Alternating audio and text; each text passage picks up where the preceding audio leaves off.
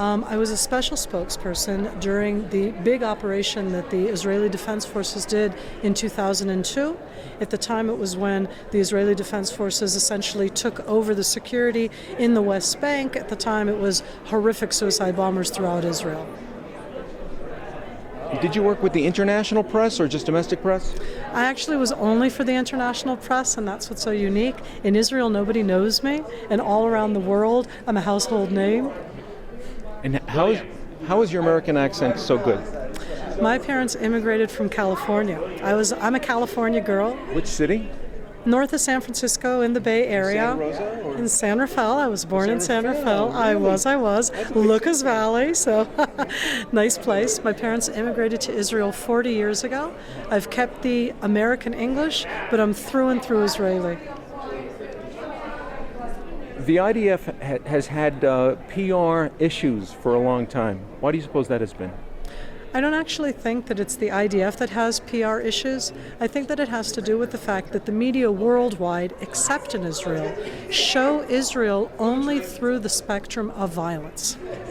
And when it comes to violence and you show the IDF, it's showing them in one very specific, very negative light.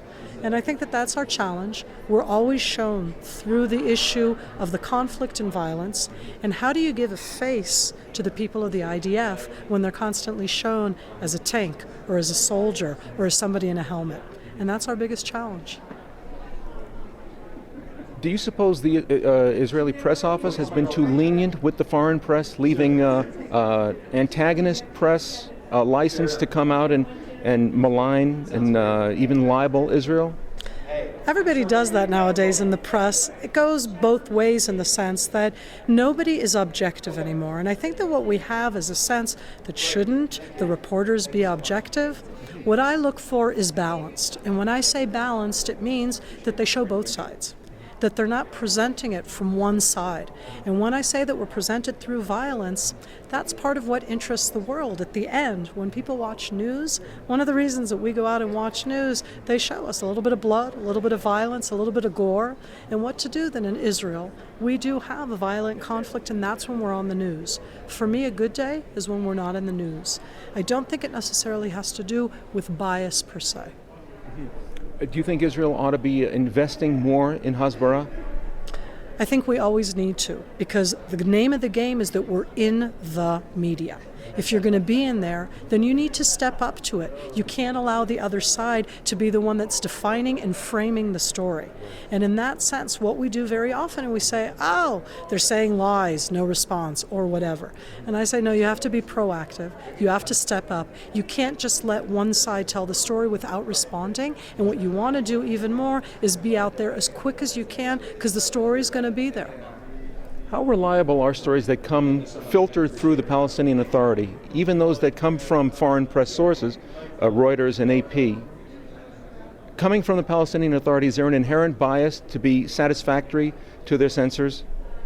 We need to be honest. Do you and I actually expect the Palestinians to be showing the Zionist narrative? Let's think about that twice. They have their own framing and story. For them, it's about other issues. We frame it differently, and that's part of our challenge because our frame is different from theirs. The question that I'm going to ask in that case is, what happens with the story at the end? Are you seeing both sides, or are you seeing Israel through their eyes, or on the other hand, them through our eyes? In each case, you're not going to be seeing the way that they see it. I think that the Palestinians look at us with very different eyes. It's not easy for us to look at ourselves that way. Sometimes we need to step back and say, okay, they're obviously not going to be supporters of Herzl, but that doesn't necessarily mean that they're also totally against us all the time. Mm-hmm. What about in the allegations of white phosphorus during Operation Cast Lead?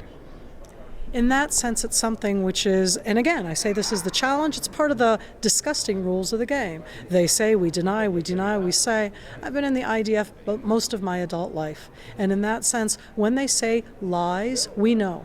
They know. We try to get that out. It's true that within the media, that sense of the rumors goes very, very quickly. Everybody knows about massacres that never actually happened. Everybody knows about white phosphorus that never actually happened. And the question in that sense there is, how do we get back our own credibility? Because if there's one sense that I think that today we lack, it's that people actually believe the underdog, the Palestinian side, they believe them more than they believe official Israel. That's a very big challenge.